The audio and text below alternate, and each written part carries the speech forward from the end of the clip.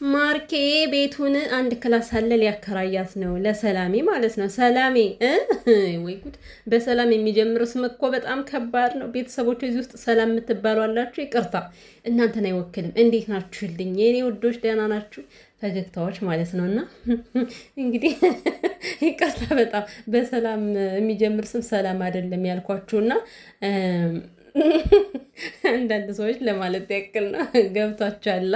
እና ሰላም ነው አይደለም ማሚ ስትል የሰማሁት። ሰላም ማለት ምንድን ነው እንዴ? አንዳንዴ ሽም የሚባል ነገር አለ እኮ። ፍቅረኛው ካጠገቡ ተቀምጣ ይሄን ያክል መደባበስ ምን ነው? ሴቶች ግን ምንድን ነው የወንድ መደባበስ አባዝ ያለባችሁ ነው? ምንድን ነው ችግራችሁ እንዴ? ነው ወይስ አንቺና ማርኬ ተነጋግራችሁ መታችሁ ነው አይደል እንደዚህ የምታረጊው? ኧረ ይደብራል እንዴ! ሼም ነው። ሰላሜ ሰላምሽን እንዲያሽ በዛው ሰላምሽን ይዘሽ ተቀመጪ። ቤዚዬንማ በዚህ እንደዚህ እንድታናድጃት አንፈቅድልሽም። ስነ ስርዓት። ማርኬስ ብትሆን ምን እያደረክን? ምን ማለት ነው እንደዚህ ሄዶ መጠባበቃው? ምን ይሉታል? ይሄ ንቀት ነው፣ ንቀት ነው። ማርኬ እንዴ ጉድፈላ። እና የኔ ውድ ቤተሰቦች ማለት ነው እንግዲህ እንደተለመደው ቪዲዮ ላይክ እያደረጋችሁ እና ኧረ እንዴት ነው? ወዴት እየተካሄደ ነው ያለው? የቤዝና የማርኬ ፍቅር ደግሞ አንድ ሳምንት ሆነ። እኔ የምለው አሁን ግራ ያጋባኝ የፈገግታዎች ማለት ነው። ለምንድን ነው ማርያም ምን ብሎ የሚምለው ማርኬ? ለምንድን ነው? ቤዚም እኮ ትምላለች እኮ። የምሬን ነው። እኔ ሲምሉ ሰምቼ አውቃለሁ፣ እውነት ባልሆነ ነገር ላይ ማለት ነው። እንደው ኦኬ በቃ ስራ ጀምሩ ምናምን። እስኪ ለካት ማሉ ይደብራል። የምሬን ነው። አይ ምን አይነት ነገር ነው? እውነት ለመናገር አሁን ማን ነው ጥፋተኛው? ሲጀመር ከፍቅረኛ ላይ እንደዚህ ቤት መዝጋት እንኳን ከፍቅረኛ አይደለም ላይክ ቤታችሁን ቆርቆሮ የኔ ቢጤ ራበኝ ለሚላችሁ ሰው እንኳን የለኝም ብላችሁ በዚህ ያክል አዘጉም። እና ማርኬ ምን ማለት ነው? ማሚ ስትመጣ ልክ እንደ ሌላ ነገር ነው ያደረገውና ድርግም አደረገው ከላይዋ ላይ ማለት ነው። በጣም ይደብራል። ደስ አይልም እውነቱን ለመናገር። እንዲህ ቤዚ አልተናደደችም። የምር ሲዘጋባት አልተናደደችም ማለት ነው። የምር አንዳንዴ በጣም ከባድ ነው። ለፍርድ አይመችም። እስኪ እንሄድበት እንሄድ ትንሽ ቀን ያው መንዛዛታቸው ስለማይቀር እኮ ብዬ ነው ቤተሰቦቼ ማለት ነው። ማርክ ግን ማሚን በዚህ መልኩ ባታስለቅሳት ጥሩ ነው። እናት ያለቀሰችበት ነገር መልካም አይደለም እንዴ።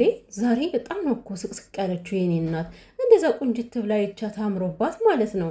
ጭራሽ ካሰበው ቦታ ሳይወስዳት እንደዚህ ተንሰቅስቃ እንድታለቅስ አደረጋትና ይደብራል።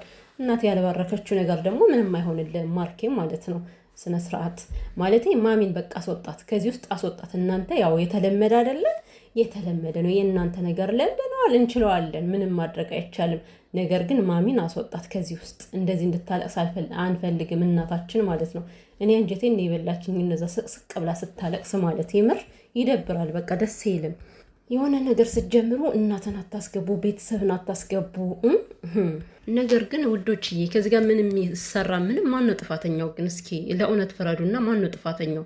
አሁን ማርክ አይደለም ጥፋተኛው። ምክንያቱም ቤዚ ምንድን ነው ያለችው? እሺ ሽማግሌ ላክና ችግር የለውም አብረን እንኖር፣ ሌላ ሴት ከአንተ ጋር በጭራሽ መኖር አትችልም። ይሄ ነገር ለቤዚ ፈተናም ሊሆን ይችላል። ግን ደግሞ ፈተና ቢሆንም በዚህ መልኩ እንደዚህ እያንከራተቱ እያመናጨቁ መሆን የለበትም። ያነጋገር ስነ ስርዓት ሊኖር ይገባል። ግን ደግሞ ማርክ ቆይ አልገባኝም ማለት እንዴት ዝም ብላ መታ ገብታ እንድትኖር ነው የፈለግከው? እንደዚህ ሆና ሴቶችዬ ትደግፉታላችሁ? እኔ መቼም ነው የማልደግፈው። ዝም ብሎ ማንም ሳያቀብር አብረሽኝ ኑሪ የሚባል ነገር የለም። አያችሁ አይደለ? ነገ እንደዚህ አይነት ነገር ጥል ቢነሳ በመካከላቸው ቤዚ ነው የምትሰደበው፣ ቤዚ ነው ክብሯን የምታጣው ከዚህ ጋር ማለት ነው። እና እንደ ፍርዱ ስንሄድ ማለት ነው ቤዚዬ ማርኬን ታፈቅሪዋለሽ አውቃለሁ፣ እሱም ያፈቅርሻል። ነገር ግን ማለት ነው የፈለገ ልታፈቅሩ ትችያለሽ፣ የፈለገ ልትወጁ ትችያለሽ። ከክብርሽ ግን ነቅነቅ እንዳትይ። ነቅነቅ የለም። ፍቅር ከክብር በኋላ የሚመጣ ነገር ነው።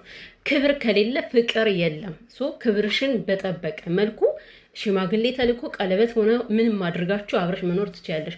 ከዛ ውጭ ግን ማርኬን አስደስታለሁ ብለሽ ራሱ ዝም ብለሽ እንዳትገቢ። እኔ አልደግፈውም፣ ይቅርታ አድርጉልኝ። ምክንያቱም ይሄ የክብር ጉዳይ ስለሆነ ማለት ነው። እና ሽማግሌ ላክ ስትለው ሀሳቤን ቀይሬያለሁ። ለምን ሀሳብን ቀየርክሽ?